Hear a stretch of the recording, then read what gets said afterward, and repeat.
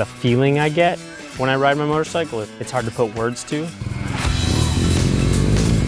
It's the ultimate presence. You have to be so in tune with what you're doing and where you're at. It really brings me right to the moment.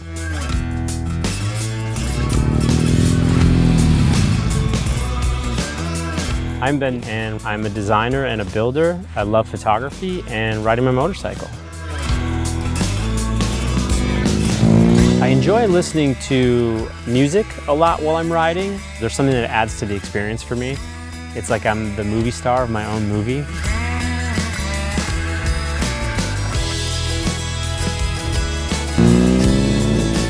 Which is kind of funny to say, but it's kind of what it feels like.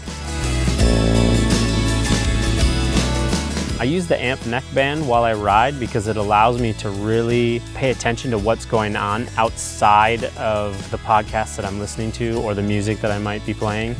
It allows me to let in the sounds of the road. It's extremely valuable in that sense. I feel safe when I use it. The more I ride, the more aware I become of how unaware most drivers are.